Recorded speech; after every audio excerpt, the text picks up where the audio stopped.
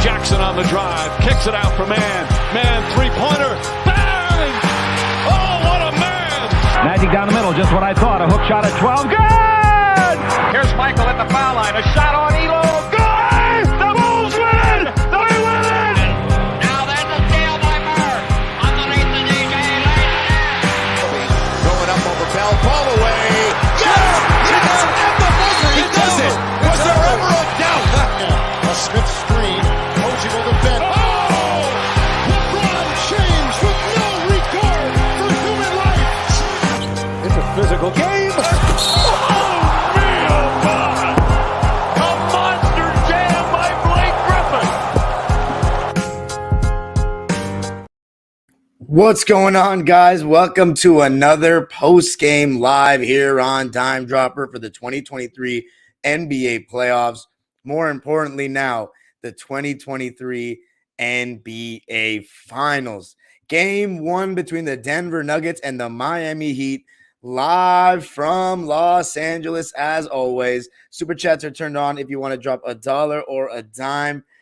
And of course, remember, before we get started, you can follow me on social media, Twitter, Instagram, TikTok at Dime Dropper Pod. And remember to subscribe on YouTube at Dime Dropper and hit the notification bell so you know every single time we go live. But wow, tonight, game 1, and it seemed like a pretty routine win for the Denver Nuggets. I had the Nuggets in 6 before the series began, and right now it's looking pretty solid. But of course, it's one game. We don't want to overreact, but it just didn't feel like the Denver Nuggets were troubled at all tonight. And Denver came out hitting the ground running. You know, they led by 9 after 1. We're up double digits the majority of the game. Never really looked back, and you got to give them credit for that. Just staying cool, staying composed, not letting the Heat make any sort of run, and that mainly came from their incredible offense that the Heat just could not stop. I will say this, the pace was decently in the Heat's favor, I would say. It was pretty slow. They kept the Denver Nuggets out of transition for the most part. The fast break points, only 9 for Denver, so you keep them out of transition, that's a win right there. But the half-court offense is still just so good. It's so hard to stop. And in the beginning of this game, it was Jamal Murray that got it going. And it all starts with Jokic being the screener. Like, you know, he might not be shooting, but he's got his fingerprints on everything still. That's what makes him so unique. You know, players like Magic, like LeBron, like Larry Bird. Honestly, LeBron, even in his prime, he was a little more ball dominant than that. But someone like Magic or Larry, I've seen them so many times in the games that I've watched, and I can't say that I've watched tons of them, full games, but not even shoot much in the first quarter. But everyone's gotten going, and they are still affecting the play and the shot.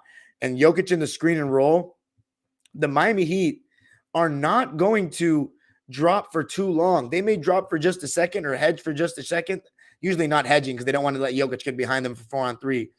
But high dropping, you know, just show him for a sec, and then getting back to Jokic. They're so worried about him on that roll or that pick and pop that they retreat to him, and that lets Jamal Murray get downhill. And in the first quarter, Jamal Murray was 4 for 5 from the field. He was in attack mode. He was getting to the basket. And the one thing about Jamal Murray, when he's going to his left, he does a great job of using that right arm to get a little leverage, steps back, creates tons of space, hits, and going right. He has a pull-up as well, but he has that jump stop, spin move, over his left shoulder, one-legged fade. I mean, I've just been so impressed with Jamal Murray throughout these playoffs. He is playing at an all-star level, honestly, seems not giving him enough credit at this point. Like, he's been playing like as well as you can play for a second option if you want to win a championship. And by the way, just to everybody real quick on the Twitter, I see 10 people are watching.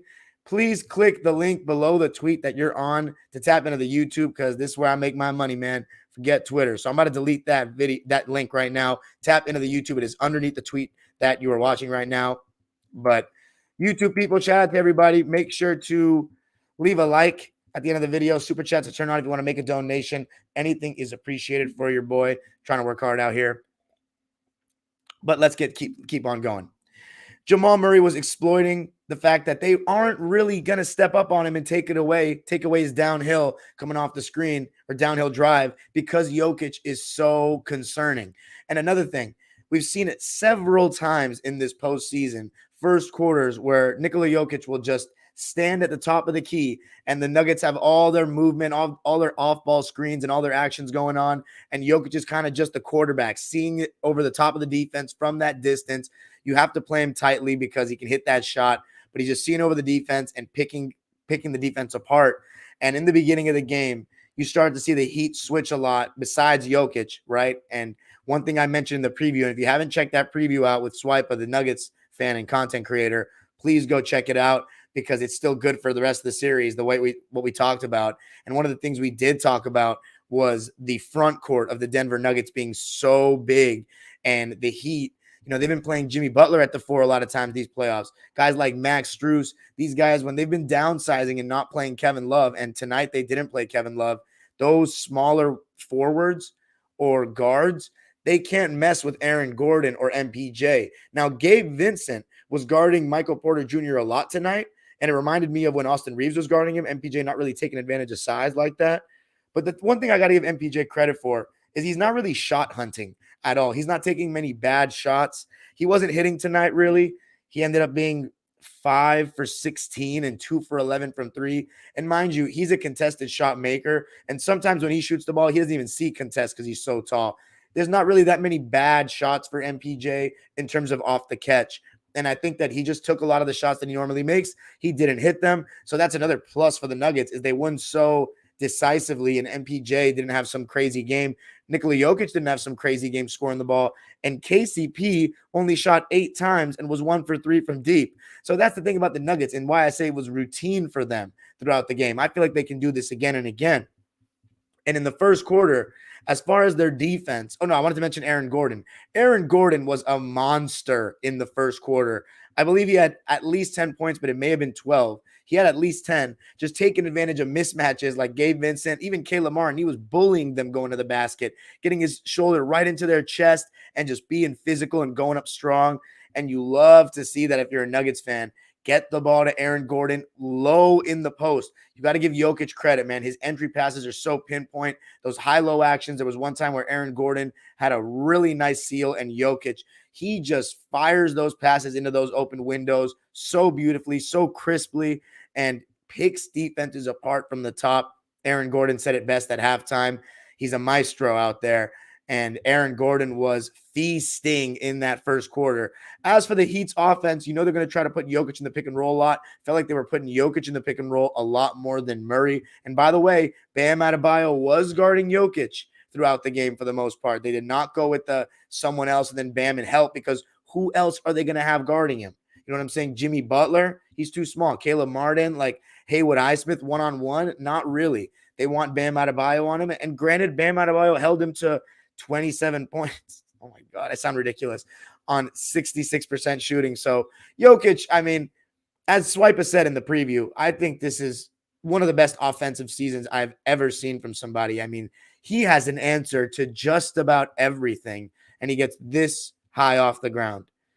It's spectacular, to say the least. He had 1 shot attempt in the first quarter, and they were up by 9 points. It was the Aaron Gordon show in terms of scoring. It was the Jamal Murray show in terms of scoring.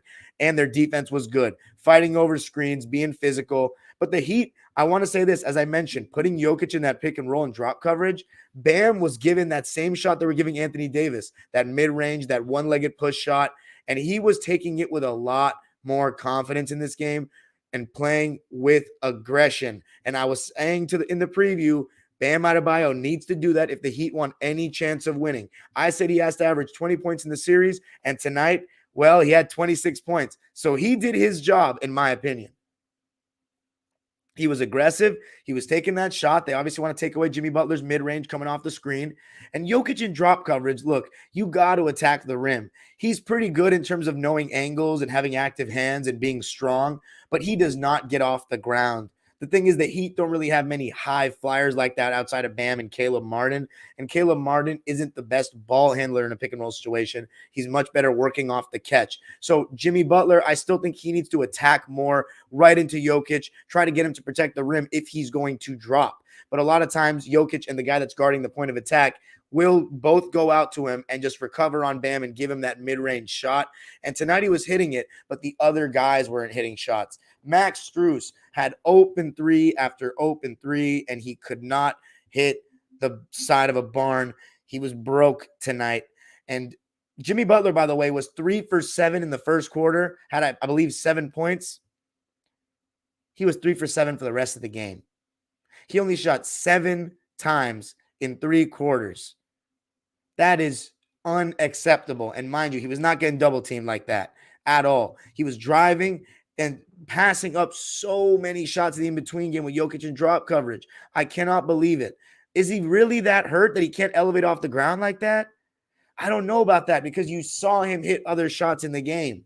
And listen, if you go back to the 2021 season, Jimmy Butler passing up good looks is not like that was a very frequent occurrence in 2021 when he was kind of that point guard for them in terms of, because they didn't really have one. That was before they had Kyle Lowry. That was, Goran Dragic had really declined after that bubble.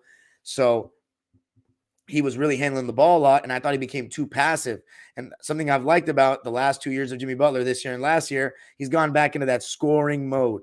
But he's tailed off after that injury against the Knicks in game 1 with Josh Hart and him getting tangled up. But he still has had some great games after that. So I don't really want to make the excuse. He's not making the excuse. He needs to be far more aggressive. So many good shots passed up throughout the game tonight. It was really infuriating. And in the second quarter, they didn't make that much headway. But Kyle Lowry, I thought he came off the bench and gave him a nice little boost. They were basically in drop coverage on everyone. Gabe Vincent, Kyle Lowry. Obviously, when Jokic is out of the game, they're going to switch a lot.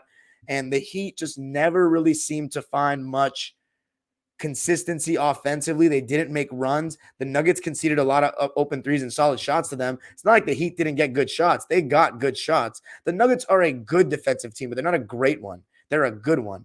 And the Heat only scored 22 points in the second quarter, so only 42 points at the half. The Nuggets had 59 points at the half. Jamal Murray continued to cook. MPJ knocked down some shots. Bruce Brown was good, and Jokic started to get more aggressive. And mind you, Nikola Jokic did not get many low post touches in the first 3 quarters of this game. A lot of it was operating at the top of the key or being the screener, sometimes catching the ball like elbow extended. Remember, there was one time he went at Cody Zeller and made a move, and Cody Zeller did get playing time tonight, 8 minutes of game time, but it was mainly the other guys. But the other guys for the Heat, this was what we expected of them, the role players. Caleb Martin could not hit as well. And again, he got the same looks that he was hitting in the Boston series, and he just could not knock them down. So with the Nuggets, it's so hard to guard them. I wish I could tell you what can Miami do better.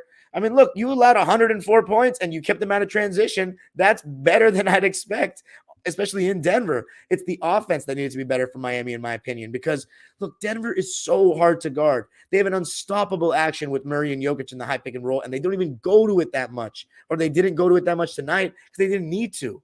Jokic is deadly on that pick and pop, and you have to stop Jamal Murray, who, can I say, his one knock to me is that he's been inconsistent in the past. He has been so consistent in these playoffs. This is one of the best. Like, he's playing much better, in my opinion, than Holiday or Middleton did in the second in that Giannis series as a second option, because they had each other to lean on. I would say Aaron Gordon's been the third best player on this Denver Nuggets team, but it's not like clear cut, it's not like a third star type of thing. With Chris Middleton and Drew Holiday, it really felt like the Bucks did have 3 stars. But Jamal Murray, I mean, he's been unbelievable. Better, and as great as Wiggins was last year, I think he's been better than Wiggins too. I think he's been a really great second option. And he was just getting buckets. And every single time it looks like the Heat are going to make a push. Like the second half, Gabe Vincent started playing better. Bam Adebayo continued to hit that shot in the in-between game. But here's the thing. He still is he's making shots, right? But then he's still not shooting it with aggression every time down when he's getting sagged off of. Like, Jokic is feet behind him, or stepping back. And Bam's just not, like, you got to pull up every time. Fuck it. Like, you know what I'm saying? You got to keep the defense honest. And you know what? They're going to give him that shot fine all series long, but make them look stupid by knocking it down over and over and over again. But Jimmy Butler, I was so disappointed in the fact that he was literally getting to the paint and passing up shots. And the most embarrassing statistic tonight for the Miami Heat, 2 free throw attempts, the lowest in a finals game ever. And in this era, with all the spacing and the amount of possessions compared to the 90s and 2000s, and you have 2 free throw attempts with Jokic protecting the rim, that is an embarrassment. That is an embarrassment. Credit the Nuggets. They're doing a good job funneling off, the paint and making them kick it out to these shooters. They got to knock down shots to keep the defense honest, but it's embarrassing. No excuses. And it starts with Jimmy Butler, who's typically very good at getting to the line. He needs to be far more aggressive, going right into the teeth of the defense. And one thing I'll say, Michael Porter Jr. and Aaron Gordon's rim protection and rotations, unbelievable. Michael Porter Jr. had like 2 blocks in the first half. I mean, his rim protection, whether it be help side, rotating, or even at one point tonight, chased down from behind after he got beat, staying in the play. I mean, the Nuggets just have so much size overall, even starting from Jamal Murray at the point guard position. But they went up by, I think, 21 in that third quarter. They outscored the Heat 25-21 in the third to go into the fourth up by 21 points. The Heat only scored 22 points and 21 points in the first 3 quarters. So no quarter did they score even 23 points till the fourth, where they did play better than Nuggets. And it started with Kyle Lowry knocking down pull-up threes with Jokic in that deep drop. Finally, you started to see somebody exploit it for real, besides Bam Adebayo in those, mid-range situations. Kyle Lowry was knocking down threes, and it was good to see him, if you're a Heat fan, get that shot to go. Maybe it starts a little run of confidence for him shooting the ball. And then Gabe Vincent was knocking down some shots. But again, every single time the Heat tried to make a run, the Nuggets found an answer. Jamal Murray, how many times throughout the playoffs has he made big shots to, just counter a potential run from the other team or silence a crowd?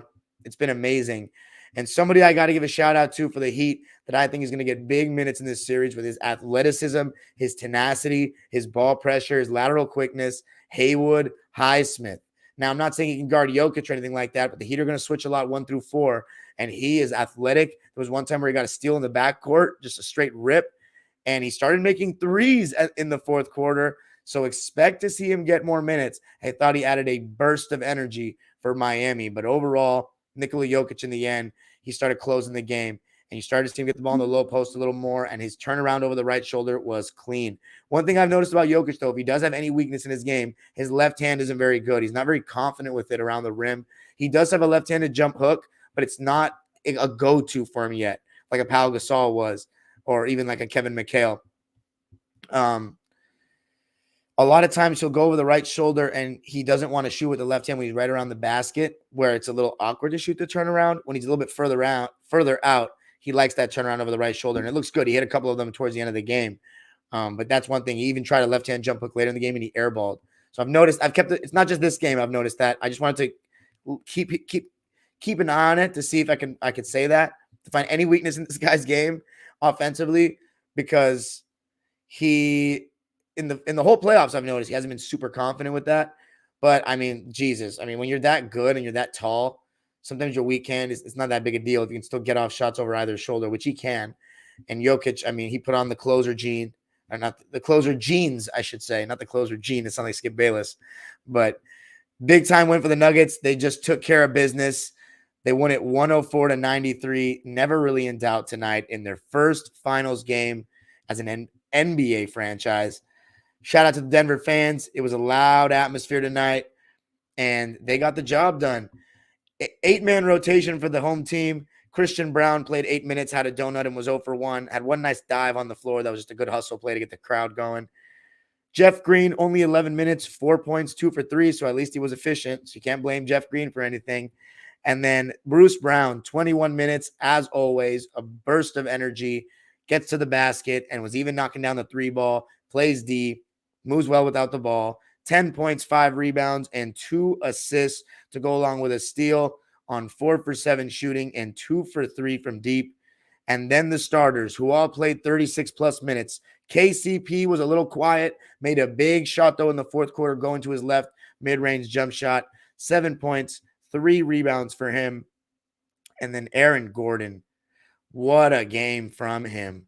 both ends of the floor. You know he's going to be guarding Jimmy Butler a lot, and he did a great job as always. The way he has played in these playoffs, reinventing himself as this lockdown defender, athlete around Jokic to play with.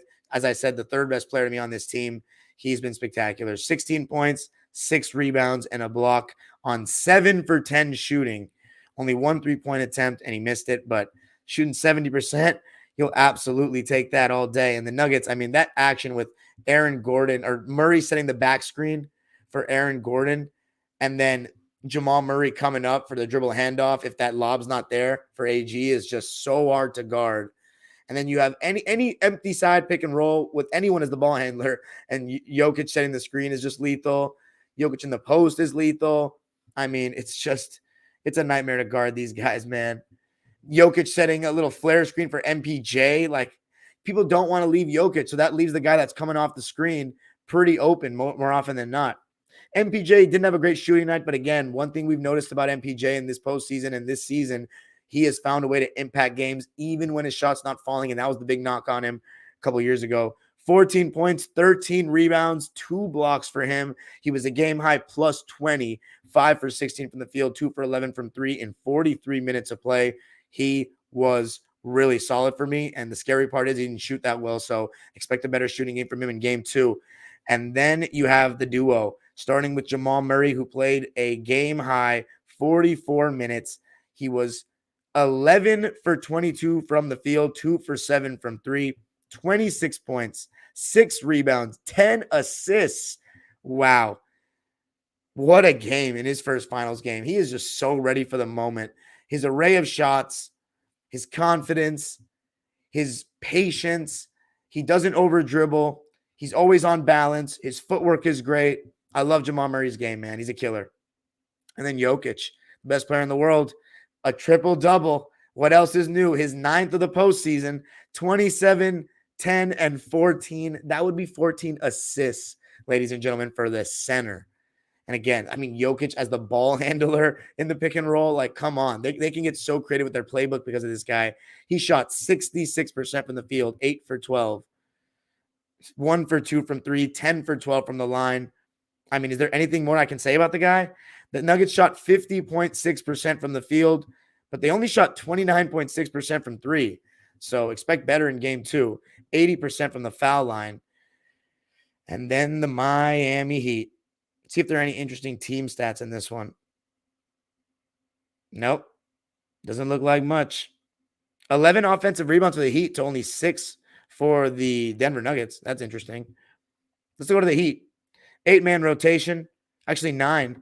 Cody Zeller played 8 minutes, had a donut and 3 rebounds. Also, let me know in the comments, do you think Kevin Love should get any burn? Just have a big body out there. I don't know. The series might be too athletic for him. Duncan Robinson played 21 minutes and didn't have a good game. 3 points, 1 for 6 from the field, 1 for 5 from 3. It's funny because Jokic was in drop coverage against mostly everybody, but against Robinson, he's always going to be up on those screens. It's crazy the respect that Duncan Robinson gets from defenses. Max Strus, 21 minutes of play. He had a nightmare first game of the finals. A donut on 0 for 10 shooting and 0 for 9 from 3. My God.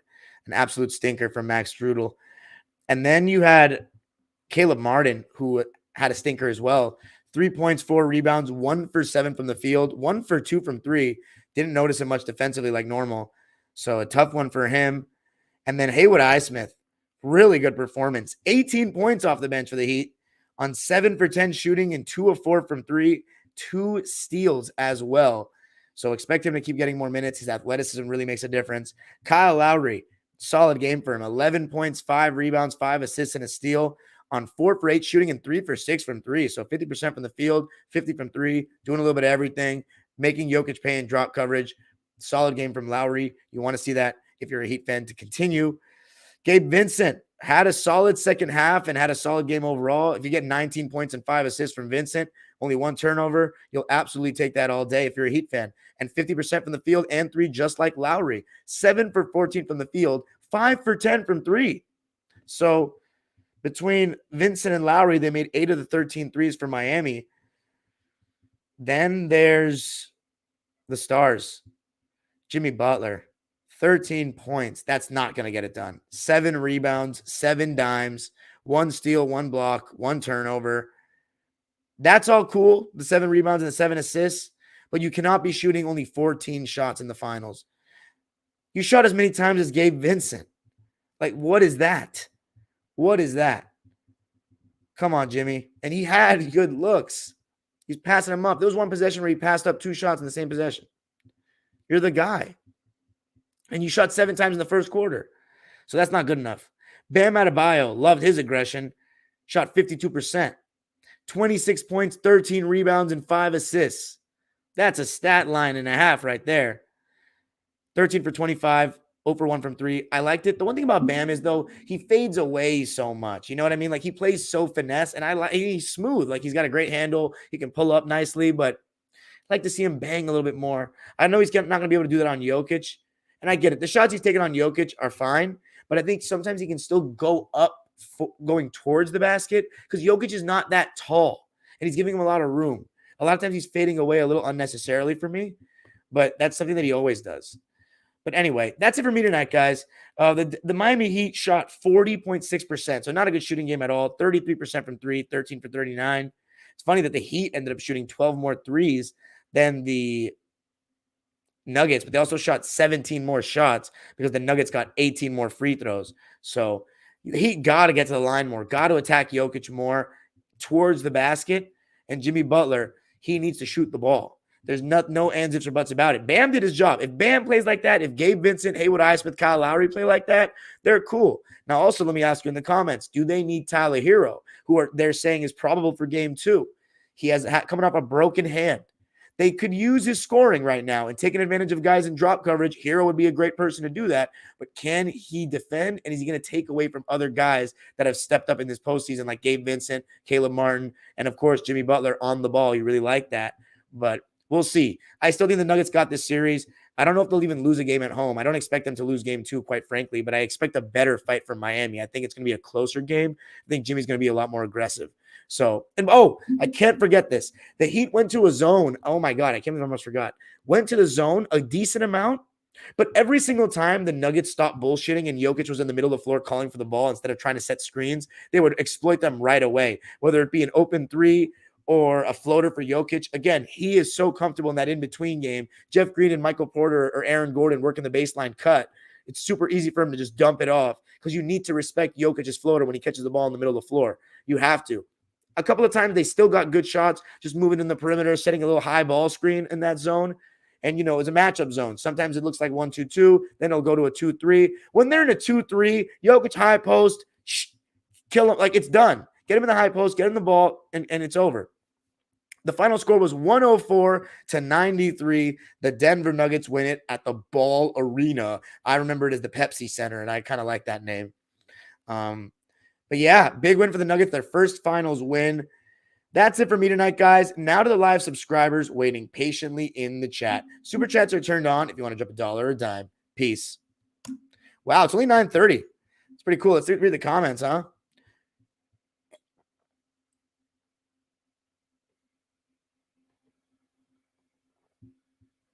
Thirsty as shit, man.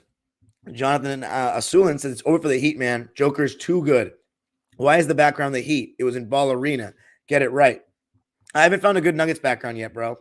Maybe I can try for the next game. Ken Juan Walker says, Nikola Jokic really surprised me, honestly. I've never seen a player be as dominant as peak LeBron. The way he has the game on a string is truly amazing. What's peak LeBron? Miami LeBron or second tenure of Cleveland LeBron? Dime dropper. Nikola Jokic is the best player in the world. Yes, I agree.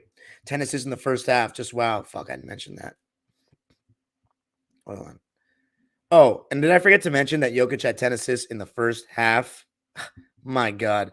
This guy's something else. Soon to be finals MVP. Nuggets. All right. Got a little add-on to the podcast version for the audio people. All right, let's keep reading. Aaron Gordon, too big for Heat guards. Yeah. MPJ 6'8", Klay Thompson with athleticism, with athletes. Heat are done. If AD couldn't handle him, no one can. Dude is just too good. Nikola Jokic, last 5 games, 34, 15, and 10. Honestly, why do we even need to do his last 5 games? Why don't we just say the whole playoffs? Because his playoff stats don't sound that much worse, and it's more impressive because it's a bigger sample size. Stocksinio says, fuck, I'm late. Ken Wan says, Jimmy can go off, but in the end, Jokic is just going to be too much. I believe he will get them one game like AI, but that's it. Stocksinio says, 11-minute, bruh. Anyway, then I'll watch on 2 times speed. Brain is free. I'm still shocked my parents didn't pay anything for this upgraded brain at the hospital when they was ordering me. Stocksinio. Ken Juan Walker says the Nuggets do just enough defensively and make it difficult, and Nuggets offense is unguardable. Reminds me of 2014 Spurs times 10. Okay, the times 10, you need to settle down Mike Smith. Do you remember how ridiculous that team was moving the ball and the amount of shooters they had? And Timmy D and Tony P. Come on. And Kawhi and Madu. Showtime Nick says, it may look over, but fun fact, all 3 times the Heat won the finals, they lost the first game. Ooh, that's not a bad point. Those 2013 game 1 and 2012 game 1 were pretty fun. 2013 game 1's a classic. When Tony Parker was on the floor and he made that bank shot, that was Tony at his apex. I used to think he was the best point guard in the league at that time. And you know who everybody else thought it was? Chris Paul. But I thought Tony was better because when push came to shove, Tony would give him the business. And he would get into the paint easily. Although you can say that Chris Paul was a better floor raiser. But as Chris Paul, I'm not even convinced that he would have fully won a championship as a second option. Tony Parker, he knew sacrifice, and when he needed to get to the basket, he would get to the basket, and his mid-range was cash at that time. Stocksinio said, I catched and the fuck. I'm like, who the fuck I'm listening? It's like totally wrong person. I don't even know what you're saying sometimes, Stocksinio. Yeah, Showtime Nick says Jamal Murray took Bubba Murray personally. Smiles for Cupcakes said, agreed. What's up, Smiles for Cupcakes? What was the score, Dime? I think I already said that. What's that logo on your shirt? Is that Wichita State? Let me know if that's Wichita State. Stocksinio says, yep, I wasn't waiting Hero to come, but looks like they will need him. He means second stint Cavs Braun in this topic, I guess. Smiles for Cupcakes says, that was so cool. What was so cool? Leo says, Darian. Damn it, Garm. What? Heat in 5? Get out of here. Smiles from Cupcakes says, hashtag Denver sweep. Showtime Nick says, I remember that Tony Parker shot. Stocks Eno says, well, Heat won first games in all series. That mattered more for this time. Showtime Nick Eno. Analyze. You're funny. Rockstar Mel says, I think everyone could have a good game on the Heat, and they still won't beat this team. Denver is too elite all around. I feel you. Yeah, you could be right. Stocks Eno says, you don't get what I say, only sometimes. Better than most people do. We move. Smiles Cupcake says, yes, Shockers. Did you go to Wichita State? Shout out to the Wichita State Shocker himself. The one, the only, when he was actually cool. Gilgis Alexander. Shabbat for 3. Bingo! Landry Sham Wet. Back when he was Landry Sham Wet with a capital L-A. Now he's just a sham. This fool Stocks and you said Leo Cook. You're funny. Kobe fan 124 says, assuming Jokic is lifting 2 trophies within the next 2 weeks, would he be better than Giannis all time to you? Ooh, asking the tough questions, Kobe fan 124. Honestly, I think yes, because they have very similar resumes, right? 2-time MVP. It comes down to whose player profile do you like more, right? Obviously, Jokic is a much better offensive player. Giannis is a much better defensive player. But they would each have a title, 2 MVPs. Whose title run is more impressive? I got to go with Jokic.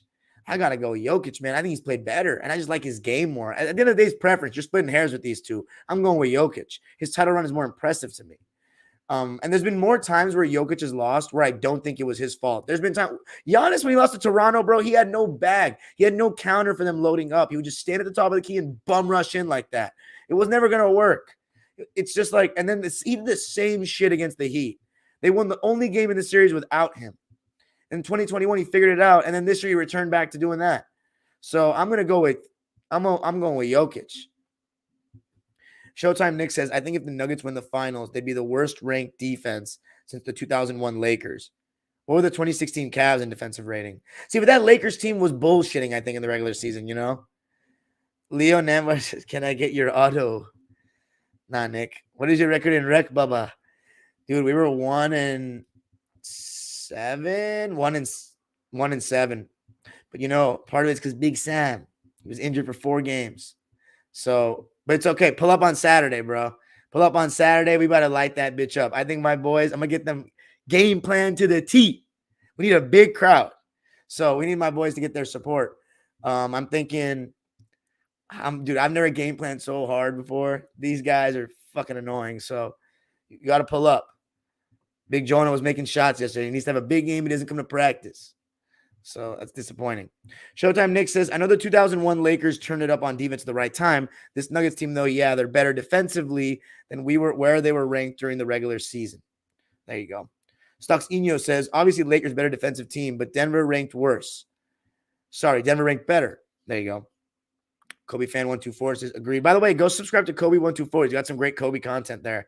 Great highlights. Just agreed. Very similar resumes. Giannis had that defensive player of the year, which he shouldn't have gotten, by the way. Should have been Anthony Davis's. That was a lot of horse shit. I watched that whole season for the Lakers, bro. AD was a monster.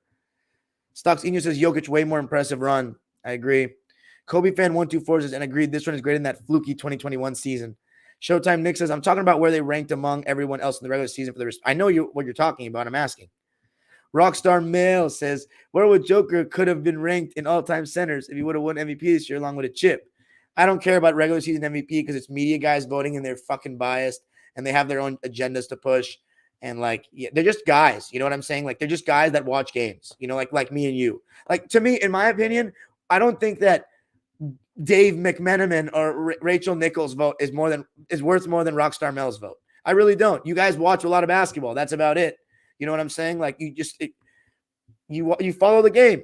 It's not like they're covering one team. They're national people. So that means they're just watching a bunch of games throughout the season like all of us. So it comes down to, your credential. I don't respect all their basketball minds. How the fuck do I know how much they know about basketball? So I don't give a fuck about regular season MVPs. That means nothing to me in my rankings. So you're going to be disappointed when you see certain guys, a lot of MVPs, ranked lower. I just don't give a shit, to be honest. If Jokic wins this, that's all that matters to me. That's big boy stuff. You don't need a third MVP. Larry Bird is not better than well, I don't know. What do you guys think? Is Larry Bird better than Kobe? I want to let me know because he's got 3 MVPs. Oh, actually, I don't want to use using Larry's a terrible example. Steve Nash has 2 MVPs.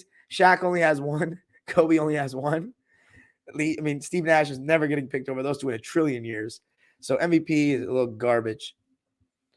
Stocks Eno says, yeah, me too, Nick. Let me check. Kobe fan 124 says 2016 Cavs were 10th in defense. There you go. Give me to it. Where's your rec league? No, I'm not. Dude, there's too many weirdos on this on Instagram. I'm not gonna reveal that. You can hit me up in the DMs or something. I'm a coach though, not a player. Kobe fan 124 says 0-1 Lakers just coasted in the regular season. They had the number 1 defense in the playoffs and an even higher net rating than 2017 Warriors. Facts. Showtime Nick says, I just subscribed to you. Good job. Rockstar Mel says, great point. Yeah. Thank you, man. Leo says, good night, Darian. Always love the live streams. Love and might see you on Saturday. You better pull up. Do we need loud crowd? Loud for the kids. Kobe fan 124 says, appreciate that, bro. I'll be uploading in the summer. Stocks Eno says, oh, sorry. Nick was right. Lakers ranked worse 21st. Bro, that's nuts. How are they the 21st ranked defense in the league? Were they just not giving a shit? How? The West. Bernardo Viva says, yes, Larry Bird is better than Kobe. LOL. Why are you saying with such certainty, man? Get the fuck out. People that I don't understand why everyone that didn't live in Los Angeles is so low on Kobe compared to I don't know, man. The media just did a poor job selling how great he was. I'm not saying Larry Bird can't be better than him. I'm giving Larry Bird that, but just the way you say it so obviously, like this, Kobe, I know what I watched every single night. The guy was something else. To me, the best player of my life. I'm being real. Probably. But LeBron, you're splitting hairs. But, Kobe was insane in his prime. Man, I would have loved to see what he did to this fucking era, man, with all the spacing. You would have fucking obliterated these fools. You think Kawhi Leonard gets off with all his efficiency? Bro, I watched Kawhi Leonard. Kawhi still catches the ball further away than Kobe did, and he's way stronger. But I will say this, he can muscle in a little easier.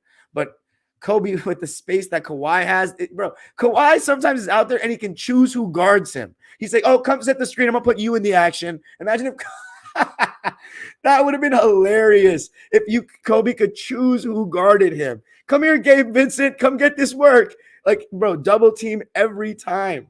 Like, it's just so funny to me. Like, and you watch Kobe, watch it now. It's way more impressive than it was in the moment because he has counters to every single defense. And there's way less spacing when he played. Oh, man. The Bean guy. So I got to back up my guy Kobe because here's the thing. I owe Kobe a lot of arguments because I fucking argued against him my whole life when I was a kid because I had to battle against the Laker brass my whole life at school. Stocks Enio says, Jokic not cracking the top 5, but at the best case, he can be in the same tier at like 6. Admiral Moses, I agree. The great Willis Reed. Showtime Nick says, I'll say what's a good example of why MVP is a bad argument. There's no way James Harden even sniffs Dwayne Wade, and Dwayne Wade never won a regular season MVP. Great point. Stocks Enio says, it was 2018 Cava who was 28th in defense, but turned out to be good in playoffs. Dude, that team didn't give a fuck on defense in the regular season. It started with LeBron. He goes, Steve Nash has as many MVPs as Shaq and Kobe combined. He's clearly nowhere as good as either of them. Sup.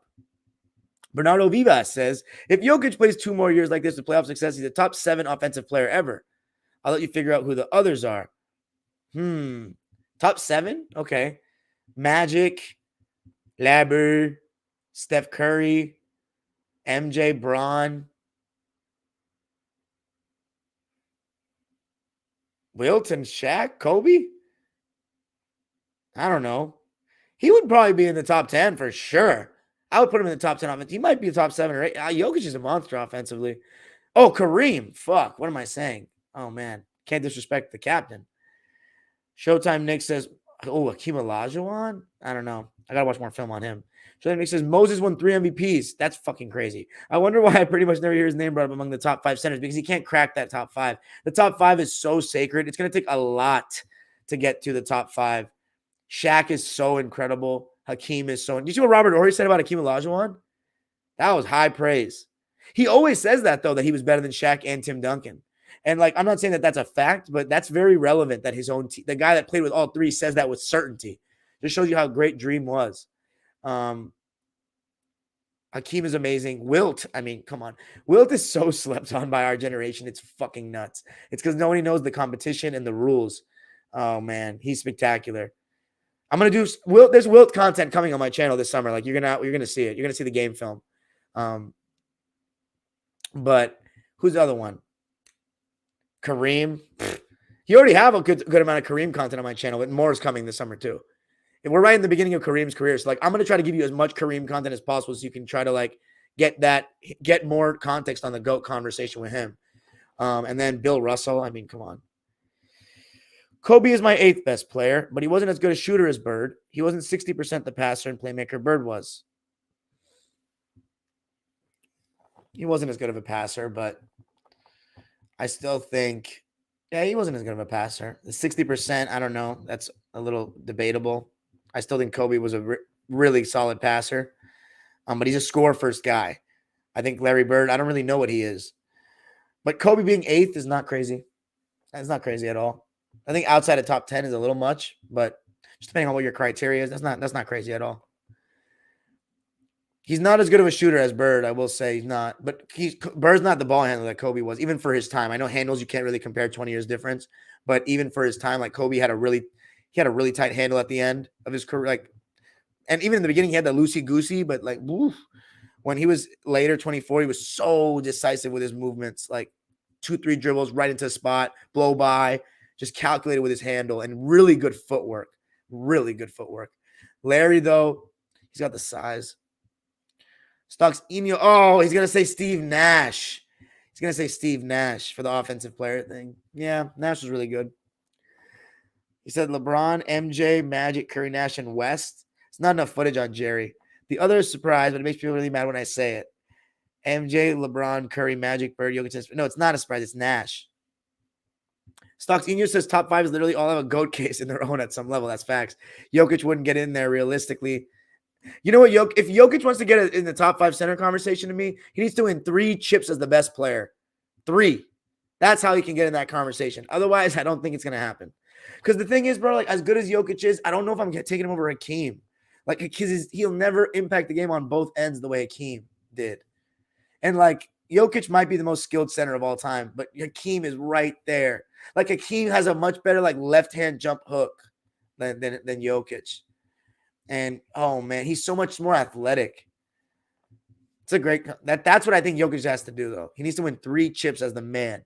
Because even though Wilt didn't do that, like Wilt changed basketball. So and like also defensive, like Wilt could have averaged 10 blocks in some seasons, and we don't have the numbers. So like he'll never impact the game like Wilt did on the glass and defensively.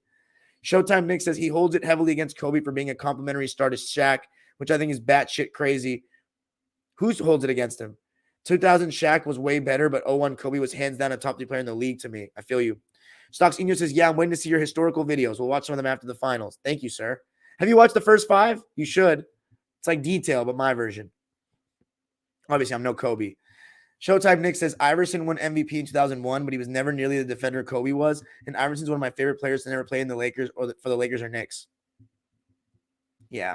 Bernardo Vivas says, I honestly think Jokic has an outside chance of the top 5 all time. Centers or players, depending on playoff success. Stocks Eno says, say it, Bernardo. Say it a surprise. No, it's fucking Nash, bro. I already called it. Stocks Eno says, yeah, he got to make up for the slow start. All of the top 5 centers started to create like a motherfucker, man. That's so facts. Like, you got to, that's crazy, bro. Like, Bill Russell obviously was like an athletic anomaly, but you know what's crazy about Bill Russell is he was passed up.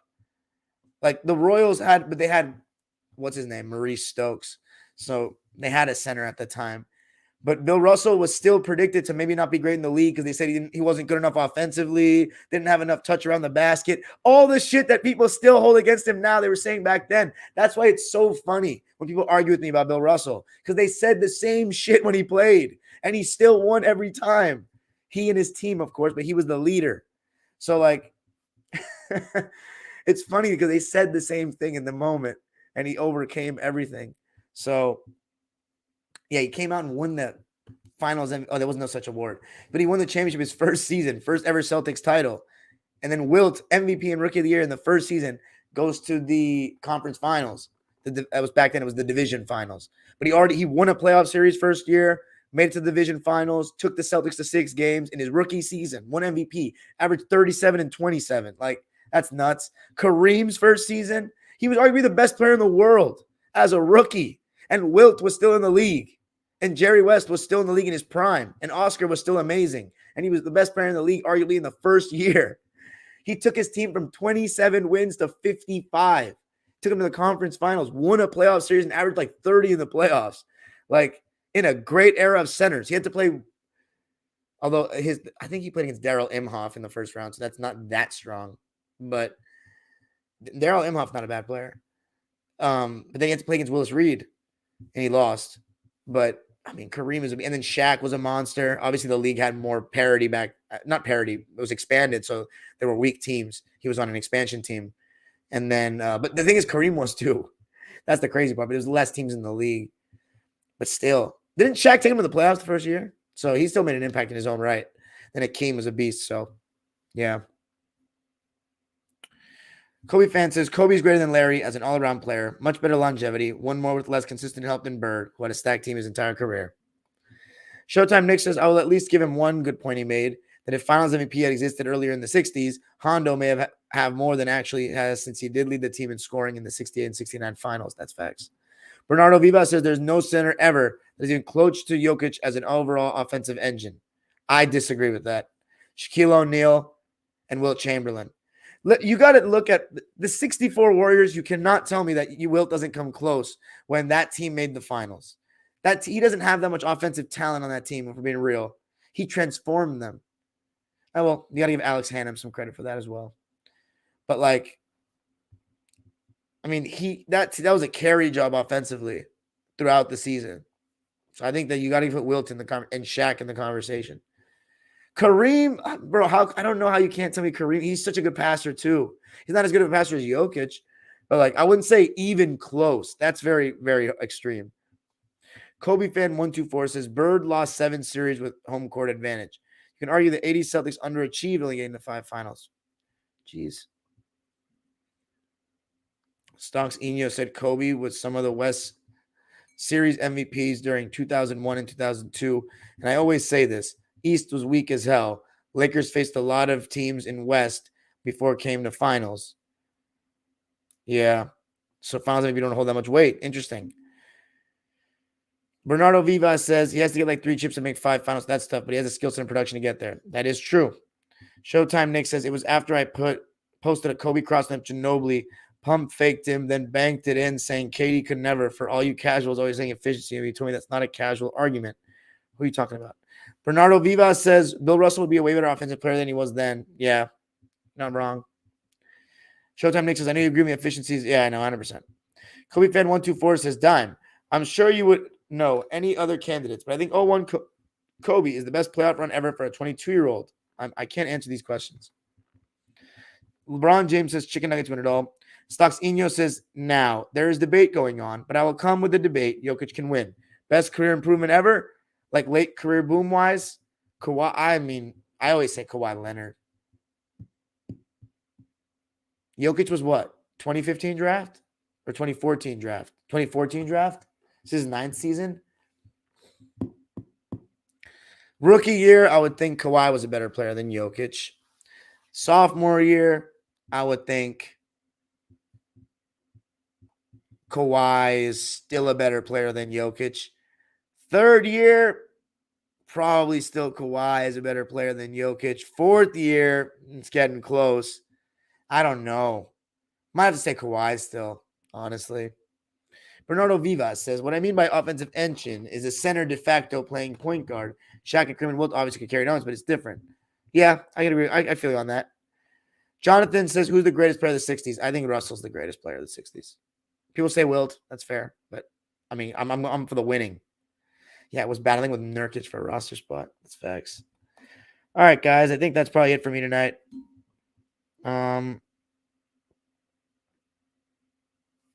Wait a second. You think efficiency isn't relevant? I think it's relevant when you lose. I don't think it's that relevant when you win.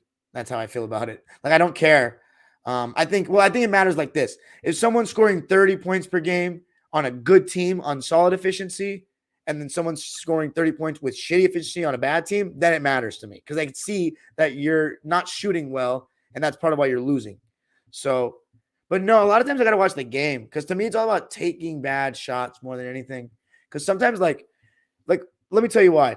Let's say you go to the basket and you draw 2 defenders and you miss a layup, but then somebody puts it back because you drew a help defender. You're going to get a missed shot in the box score, but that's a good miss. That helps your team. Anyway. All right, guys. Oscar Robertson's up there. He's amazing.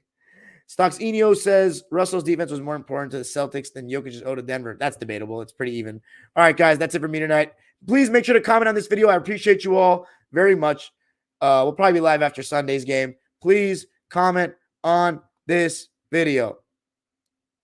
Please. Thank you. Good night.